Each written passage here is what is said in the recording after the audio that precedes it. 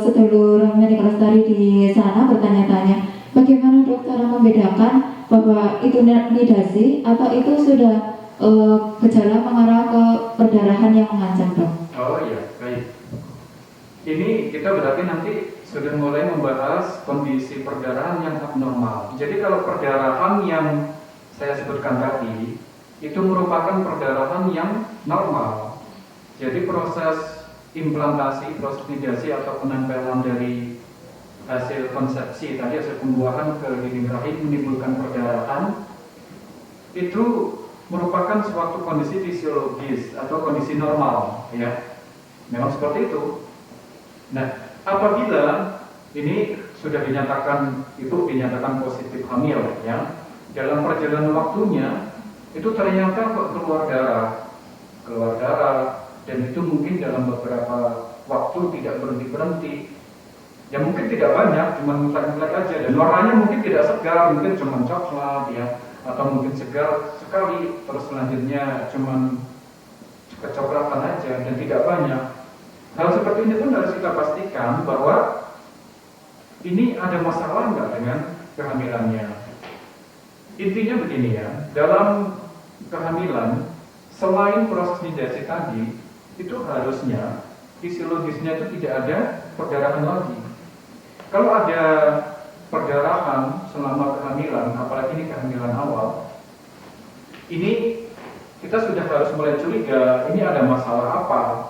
Yang seringkali terjadi di awal-awal kehamilan atau di bawah 20 minggu kehamilan, itu yang biasa terjadi adalah yang pertama, itu adalah abortus iminen, abortus yang mengancam, ya, jadi ancaman keguguran, itu yang pertama.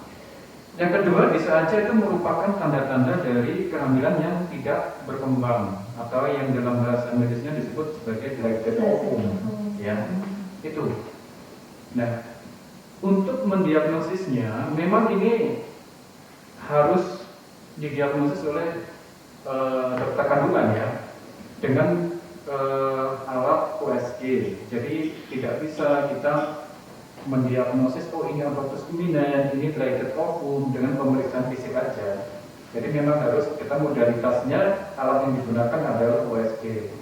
Misalkan kalau blighted ovum itu kita lihat nanti, blighted ovum itu mungkin saya terangkan sedikit ya, mungkin ada sobat atau sedulur Menik Lestari yang mungkin bertanya-tanya itu blighted ovum itu apa?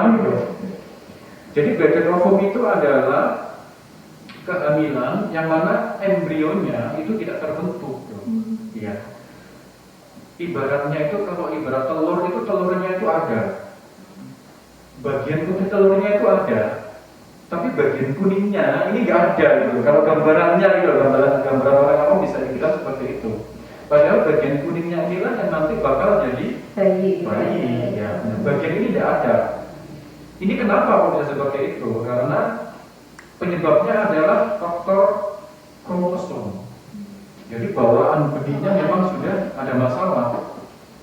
Nah, seringkali bilang, ini apa karena kecapean, ini apakah karena infeksi? Bukan, itu bukan. Jadi ini murni karena faktor kromosom. Jadi kelainan yang disebabkan karena faktor kromosom yang menyebabkan embrionya tidak berkembang. Itu yang disebut dengan blighted ovum. Jadi memang tidak sempurna gitu ya dok ya, tidak sempurna proses kehamilannya ya. Iya. Tapi awal-awalnya memang seperti hamil gitu ya dok. Mengalami amenore, tidak mens, terus ketika dites juga positif. Betul, dites positif. Biasanya gini ya, kalau ibu yang hamil itu biasanya kan telat seminggu, 2 minggu itu biasanya udah pindah di USG kan. Kita USG, ternyata kita temukan kantong kehamilannya udah ukuran sekian, Bu.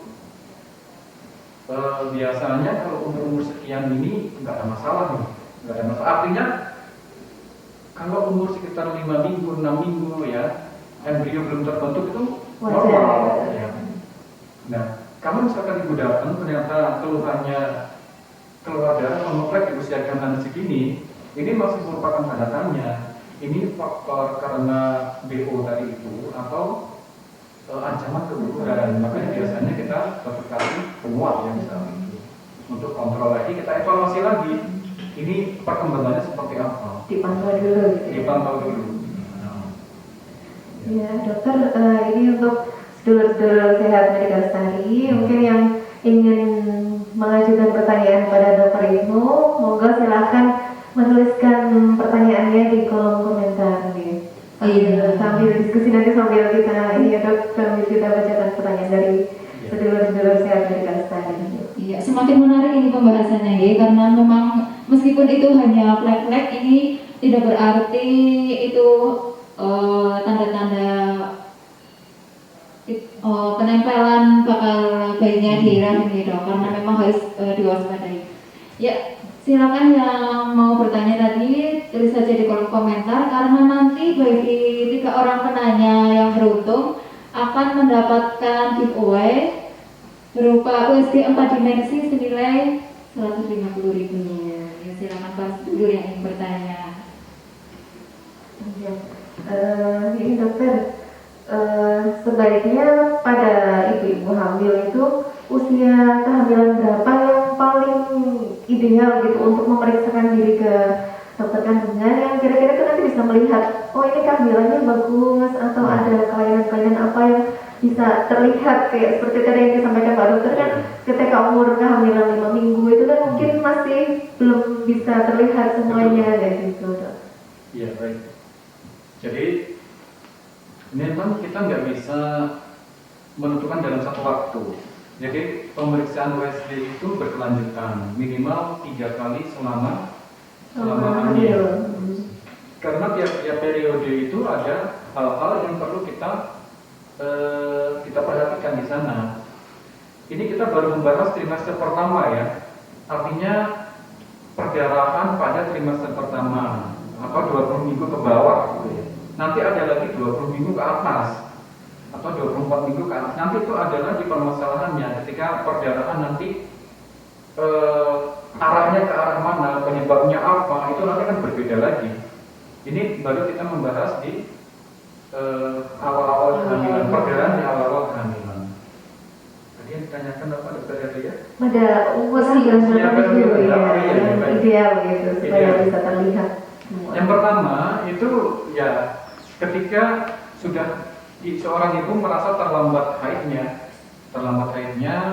ya tentunya saat itu penasaran sekali pada ibu itu. Ya itu saat itu di USG aja nggak masalah. Di USG nanti ketahuan ini hamil atau tidak. Jadi pemeriksaan pertama itu untuk menentukan apakah si ibu ini hamil atau tidak. Iya. Nah setelah itu apabila nanti terjadi misalkan ngeflash gitu ya, kita ngomong ngeflash itu artinya perdarahan ya. Ngeflash, maka biasanya kita lakukan pemeriksaan di usia kehamilan 8 minggu atau 9 minggu. Di sana sudah bisa kita diagnosis apakah ini janinnya berkembang atau tidak, atau mungkin ini janinnya itu meninggal atau tidak. Itu karena apa? Karena di usia 8 minggu atau 9 minggu itu sudah mulai ada pulsasi dari jantung embrionya. Nah, jadi ketika sudah terbentuk embrio, sudah terbentuk embrio tapi kok nggak ada detakannya, ini ada masalah apa? Itu kita sudah mulai bertanya-tanya ke arah sana. Jadi di awal kehamilan, pas waktu terlambat bulan itu cepet-cepet aja di USG kalau misalkan ingin mengetahui hamil atau tidak. Terus yang kedua ya 1 bulan kemudian itu dipastikan apakah kehamilannya ini baik atau tidak. Jadi perlu segera untuk pemeriksaan ke dokter gitu dok saat awal-awal kehamilan untuk memastikan.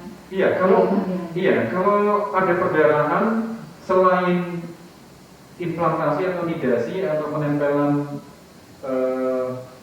hasil pembuahan tadi itu wajib di USG. Kenapa? Kita bisa menentukan dengan USG itu apakah kehamilannya layak untuk dilanjutkan atau tidak. Kalau misalkan ini baik, ya tentunya bisa ditanya ini sesuai dengan usia kehamilannya atau tidak, itu bisa ditentukan di saat itu.